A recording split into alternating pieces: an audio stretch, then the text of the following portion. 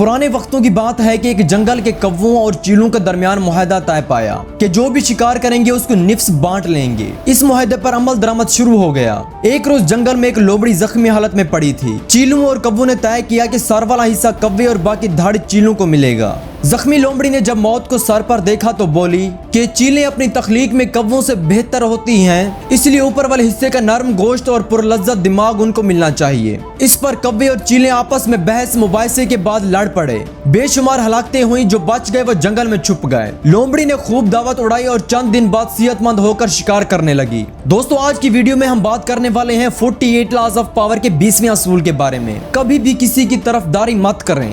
वो लोग बेवकूफ होते हैं जो इंतहाई जल्दबाजी में किसी दोस्त की तरफदारी का फैसला कर लेते हैं। कभी कभी किसी दोस्त का साथ देने की बजाय अपना मफाद मद्देनजर रखें। ताकत का इन्हिसार बड़ी हद तक जहरी हालत पर होता है, इसलिए आपको वो तमाम चालें और तरकीबें सीखनी चाहिए जिससे आपका तासुर बेहतर हो सके। किसी एक शख्स की या गिरोह की तरफदारी ना करना उन्हीं तरकीबों में से एक तरकीब है। जब आप किसी की तरफदारी नहीं करते तो आप लोगों की नाराजगी की बजाय एहतराम हासिल करते हैं।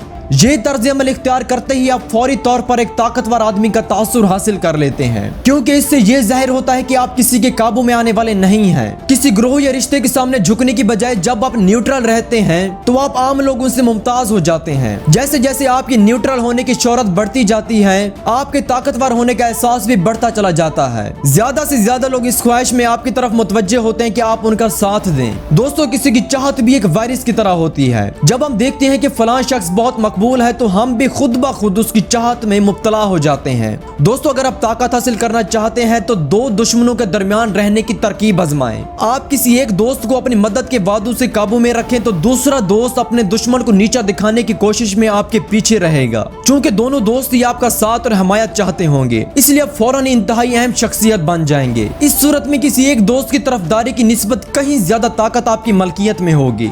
जुलाई 1830 में इनकलाब फ्रांस के दौरान फसादात के तीसरे दिन वहां का मशहूर सियासतदान और दानिश्वर अपने घर की खिड़की के पास बैठा बाहर बजने वाले घंटियों की आवाज सुन रहा था जो फसादात खत्म होने का ऐलान कर रही थी। तो उसने अपने महतद से कहा कि आखिरकार हम जीत गए। और जब महतद ने पूछा कि हम कौन हैं और किसके साथ हैं, तो टैलीरेंट ने खामोश रहने का इशारा करते हुए कहा कि वो सुबह इस बात का फैसला करेगा। वो जानता था कि सिर्फ बेवकूफ लोग ही जल्दबाजी में किसी दोस्त की तरफदारी का फैसला करते हैं और इसी जल्दबाजी की वजह से सूरत हाल का पूरी तरह फायदा नहीं उठा सकते। इससे लोगों में आपकी इज्जत कम हो जाती है, क्योंकि लोग ये सोचते हैं जैसे आपने आज इतनी जल्दी किसी दोस्त का साथ देने का फैसला किया, इसी तरह शायद आप कल दूसरे दोस्त की तरफ भी जा सकते हैं। किसी एक दोस्त की तरफदारी आपको इंतजार और मुनासिब वक्त पर ज्यादा से ज्यादा फायदा हासिल करने की सलाहियत से महरूम कर देती है। दूसरों को किसी एक या दूसरे दोस्त की मोहब्बत में मुब्तला होने दें। खुद कभी जल्दबाजी ना करें और अपनी अकल का इस्तेमाल करें। दोस्तों, एक कंवारी मलका कभी भी किसी तलबगार की तरफ नहीं झुकती,